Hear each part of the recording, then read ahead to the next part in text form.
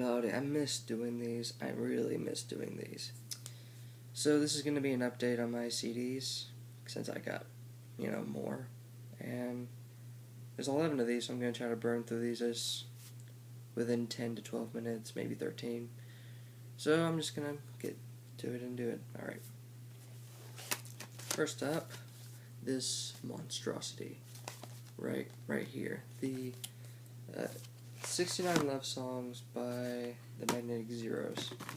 This is essentially a sort of a indie group that was formed in like the late 80s, early 90s. They basically decided one day to make this anthology of love songs. Not really love songs, but songs about love songs, which is the furthest from love as you can get. And this happened in 1999.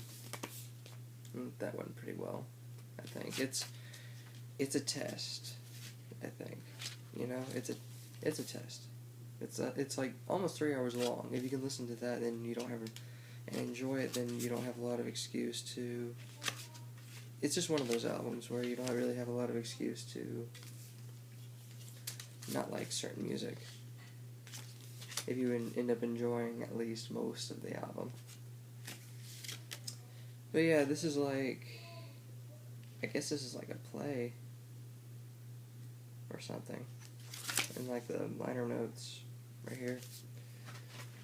Each individual CD is like different volumes, and there's like lyrics in each one. So yeah, do look this up if you're looking to get into musical projects of that ambition. Alright. I eventually caved in and got this, even though I already had a digital copy of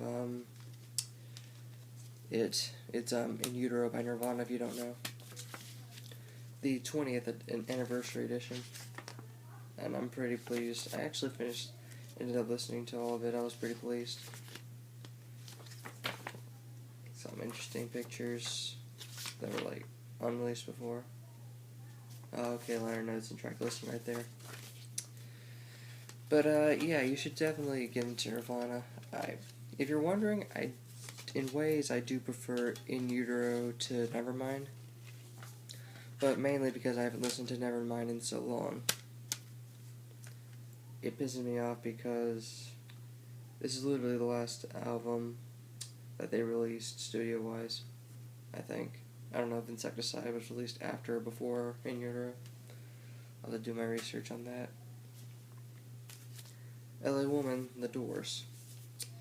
Not my favorite Doors album. I think the debut takes the cake there. Yep. Wait. There's where that was. Okay. Okay. I guess this is like a. Here we go. It's like a track listing and songwriting credits and all that. I didn't see that there. I thought it was like elsewhere. Now I don't know how to put it back in. Oh, there we go. But I think this album in particular goes into a more blues direction than it does a psychedelic direction, which I didn't mind at all. I actually loved it quite a bit. But yeah, get into the Doors because they're pretty good. I have not listened to the albums they released after Jim Morrison died, but I need to get down to that. I'm sure it's on Spotify somewhere. Oh, Ghost Stories by Coldplay, my third Coldplay album I now own. This receives a lot of dislike, not just for it being Coldplay, for whatever reason, but because of how stripped back it is.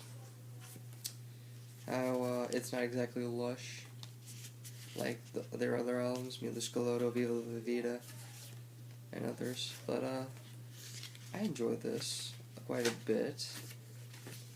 It didn't get me at first, but it eventually grew on me when I gave it another listen. I have a weakness for A Sky Full of Stars. True Love's a great song too, in my opinion. But yeah, get into Coldplay if you haven't really gotten into Coldplay, or if you're hesitant in getting into Coldplay. if you end up try Rush of Blood to the Head. That was like the first Radiohead Coldplay album. I think either that or X and Y, but Rush of Blood to the Head's my favorite. I don't have a physical copy of it, but I will eventually. Essentially, what happens when Chris Cornell forms Soundgarden, but with the members of Rage Against the Machine that aren't Zach De La Rocha, Audioslave's debut. I enjoyed this quite a bit, more than I thought I would. There's a lot of stuff going on in the album that pleases me that I wish Chris Cornell did more vocally on with Soundgarden. Not that I dislike his range and all that. I just wish it was more two-dimensional, like with Super Unknown and Down on the Upside. This is of a different variety, since it comes together surprisingly well. Yeah, there's like lyrics for each track, and I think that's pretty cool. But yeah, if you're a Soundgarden fan or a Rage Against the Machine fan or both, you look into Audioslave. It's pretty much a no-brainer if you're in love with both bands, or at least one of them, or at least Chris Cornell or Rage Against the Machine, and don't like Zach De La Rocha for some reason. This is pretty good. Okay. Frank, Amy Winehouse. This is the debut of Amy Winehouse. I have Back to Black, and I think I like this more because of its greater ambition. It's longer. I think Back to Black was, I wouldn't say a more commercial effort, but I'm not saying it wasn't either. I guess it was more stripped back and her trying to figure out what to do, but alas, she's dead, so it's not gonna matter. Yeah, do get into Amy Winehouse. I think she's really underrated. People just only hear the 3 singles released from Back to Black and completely scrub over this. This is actually pretty good. Yeah. To Be Kind, Swans.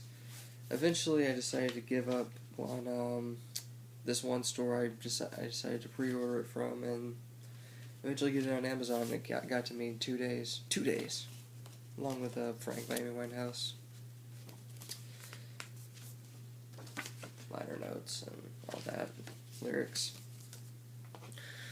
This is the very first Swans album I have a physical copy of. I'm looking to get more of that at some point. Not sure when. But this is really, if you ever have 2 hours to burn, this is on Spotify. Do listen to this. It's amazing. Incredible, actually. Sort of an experimental rock outfit type thing.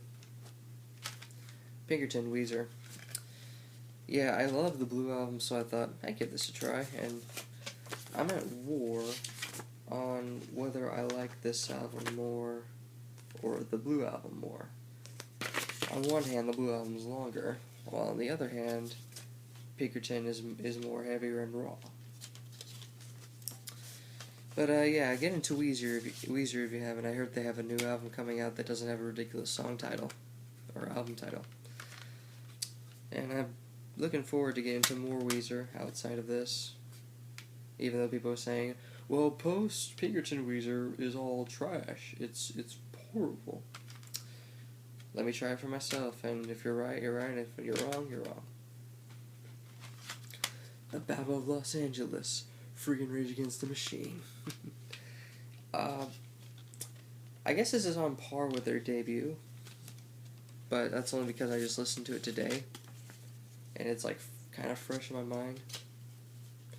I enjoyed it quite a bit. Lyrics in here. I actually pretty love this, pretty much, yeah. Can't really go wrong with it. I guess it's going in a more key, toned down. I did not listen to Evil Empire yet. I'm gonna get down to that eventually. But I enjoyed this a lot. I think you'd enjoy this a lot if you're into rap metal. Basically if a heavier Black Sabbath introduced rapping, that's Rage Against the Machine, along with some elements of thrash. Okay, 2 left. This is good. We're making good time. Rain Dogs, Tom Waits. Listened to this last night, right after I finished 69 Love Songs, and I love this. I love this album a lot. Even more than my copy of Mule Variations, I think. The lyrics are in very small font. Very small font. I guess the liner notes right here. But if you're looking to get into like really experimental in lyrics and instrumental stuff, dive into Tom Waits. Dive into Tom Waits. Especially this album, Mule Variations. It's kind of like if Bob Dylan was more experimental, I think. Or proto-Beck, I would call Tom Waits to some degree. And finally, Francis the Mute, Mars Volta. This is a spectacular album. And a spectacular album. Excuse me being grammatically incorrect.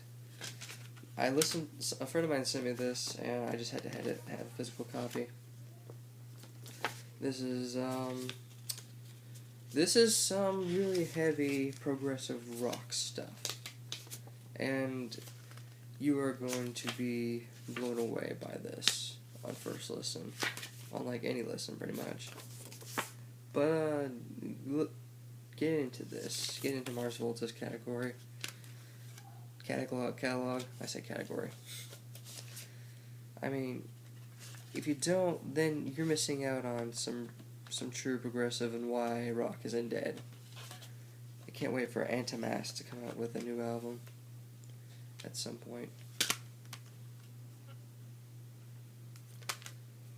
Okay, that's all my CDs.